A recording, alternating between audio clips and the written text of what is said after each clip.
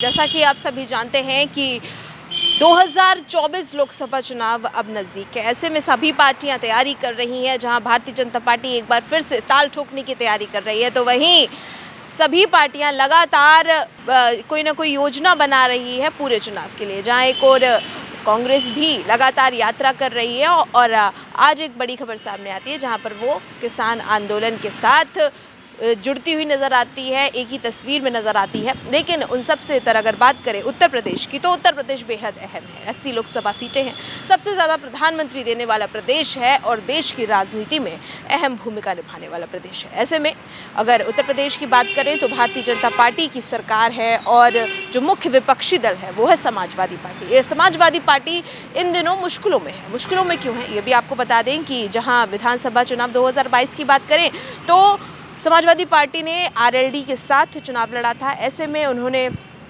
2022 का चुनाव अगर देखें तो उनको उनके विधायकों में एक अच्छी खासी जो संख्या है वो जुड़ती हुई नज़र आती है और आरएलडी की जो दोस्ती है वो लगातार उनकी अच्छी चल रही थी। लेकिन बीच में सुगबुगाहट ये सामने आती है कि आरएलडी प्रमुख जयंत चौधरी हो सकता है एनडीए से गठबंधन करें, एनडीए से उनकी दोस्ती यारी देखी जा सकती है। लेकिन उन सब के बाद अभी हाल ही में समाजवादी पार्टी के महासचिव स्वामी प्रसाद मौर्य ने भी इस्तीफ़ा दे दिया और इस्तीफ़ा देने की जो वजह बताई है वो पार्टी में उनकी बात ना सुनना, ऐसे तमाम तरीके की उन्होंने कहा है कि इस तरीके की बातें हैं, इसलिए मैं महासचिव से इस्तीफ़ा दे रहा हूँ, ये स्वामी प्रसाद मौर्य का कहना है।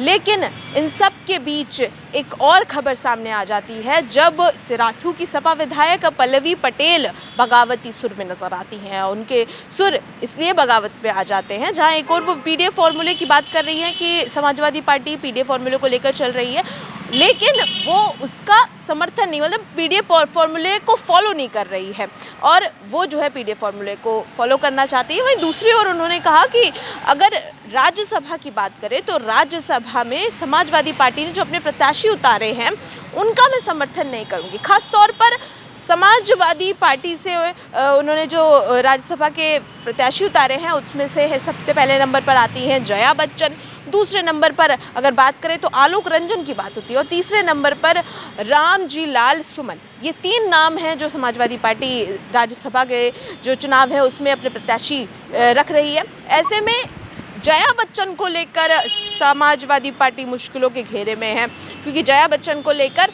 पार्टी के अंदर कई सारे जो नेता हैं वो जो है नाखुश हैं, खुश नहीं नज़र आ रहे हैं। ऐसे में अगर बात की जाए स्वामी प्रसाद मौर्य की तो हो सकता है एक वजह ये भी हो कि जया बच्चन का जो नाम है वो सामने रख रहे हैं समाजवादी पार्टी, इसलिए शायद हो सकता है उनका जो पत्र है वो इस्तीफे का जो पत्र है वो सामने आया हो। ऐसे में पल्लवी पटेल ने भी बगावती सुर रखे हैं। क्या कुछ रखे हैं पहले तो वो सुनवा देते हैं। देखिए, मैं प्रतिबद्ध हूँ इस बात को लेकर के कि दलित, पिछड़ा, मुसलमान समाज का अगर हम वोट ले रहे हैं तो ईमानदारी से उनका प्रतिनिधित्व भी होना चाहिए। हम पीडीए का नारा दे रहे हैं और मेरी समझ ये कहती है पीडीए का मतलब है पिछड़ा, दलित और अल्पसंख्यक समाज। तो ये जो उम्मीदवार हैं इसमें पीडीए कहाँ है? मदांध लोग बच्चन और रंजन को बना रहे हैं पीडीए। तो अगर हम उनका वोट ले रहे हैं, उनको प्रतिनिधित्व नहीं दे रहे हैं, तो इस धोखे में मैं इसमें शामिल नहीं हूँ। आधी आबादी की अगर लड़ाई है तो वो आधी आबादी पीडीए में कोई पिछड़ी महिला क्यों नहीं हो सकती, कोई दलित महिला क्यों नहीं हो सकती, कोई अल्पसंख्यक का मुसलमान महिला क्यों नहीं हो सकती? अगर आज आप देखें तो मुसलमान समाज से ज्यादा कौन है जो 100% प्रतिबद्धता के साथ समाजवादी पार्टी का वोट बैंक बना हुआ है और बीजेपी के खिलाफ उनका लगातार साथ दे रहा है? तो क्या जब मौका है उनको प्रतिनिधित्व नहीं मिलना चाहिए? देखिए, हमने प्रयास किया था, लेकिन ये बात भी सच है कि माननीय अखिलेश यादव जी की व्यस्तता बहुत ज़्यादा है, तो इस दौरान बहुत क्लियर कट बात हमारी नहीं हो पाई। लेकिन जब ये नाम सामने आए तो मेरा ये मानना है कि ये पीडीए नहीं है।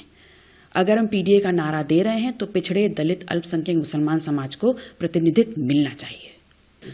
देखिए, मैं पीडीए में जो पिछड़ा, दलित, अल्पसंख्यक समाज है उसको प्रतिनिधित्व न दिए जाने के खिलाफ और इस धोखाधड़ी के खिलाफ हूँ।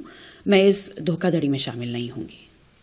तो ये सिराथू से सपा विधायक पल्लवी पटेल हैं जो कि अपना दल कमेरावादी की एक बड़ी नेता के रूप में नजर आ रही थी और विधानसभा चुनाव 2022 की बात की जाए तो एक मजबूत दावेदार नजर आ रही थी समाजवादी पार्टी की और उन्होंने दिखाया भी जहां सिराथू से उन्होंने किसी और को नहीं बल्कि उत्तर प्रदेश के डिप्टी सीएम केशव प्रसाद मौर्य को हराकर इस सीट पर अपनी जीत दर्ज की है और लगातार बार बार ताल ठोक रही हैं।